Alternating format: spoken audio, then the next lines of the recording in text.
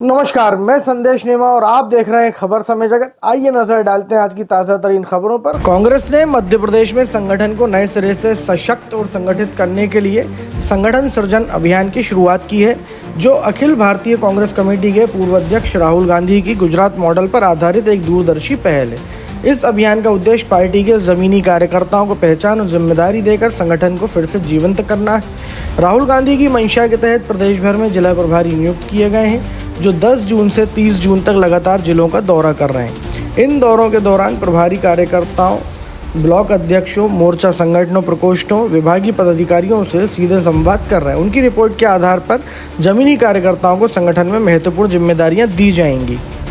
भोपाल जिला कांग्रेस कमेटी ग्रामीण की जिम्मेदारी संभाल रही प्रभारी दिव्या मदेरणा ने 14 से 19 जून तक चलने वाले बैठक दौरों की शुरुआत की। उन्होंने विधानसभा, लोकसभा प्रत्याशियों, ब्लॉक अध्यक्षों, कार्यकर्ताओं से 1-to-1 चर्चा की और संगठन की स्थिति को गहराई से समझा। दिव्या मदेरणा ने कहा कि यह अभियान केवल औपचारिकता नहीं, बल्कि पार्टी की रीढ़ कार्यकर्ताओं को मजबूत करने का ठोस प्रयास है। इससे कांग्रेस की जमीनी स्तर पर नई ऊर्जा और मजबूती मिलेगी और कार्यकर्ताओं की सक्रिय भागीदारी से संगठन को नया जीवन मिलेगा। आज भोपाल में भोपाल ग्रामीण जिले के संबंधित इस प्रेस वार्ता में मेरे साथ में बाकलीवाल जी, प्रजापति जी, निशांक जी, पीसीसी के अध्यक्ष अनोखी जी। जैसे कि आप सबको पता है कि मध्य प्रदेश में संगठन सर्जन अभियान की शुरुआत हो गई है, जिसका आगाज स्वयं राहुल गांधी जी ने किया था। भाई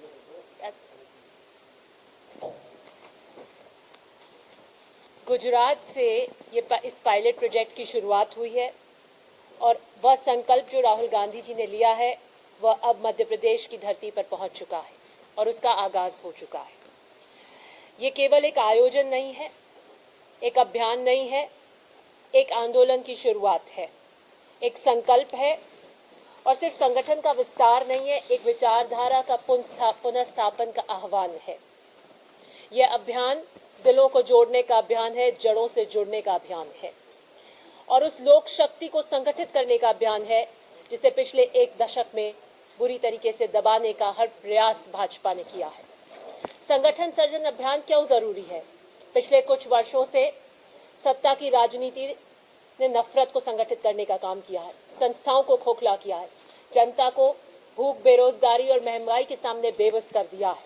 कांग्रेस पार्टी पुनः सत्ता के लिए नहीं, संविधान की आत्मा बचाने की इस लड़ाई को लड़ रही है। ये अभियान क्या करेगा?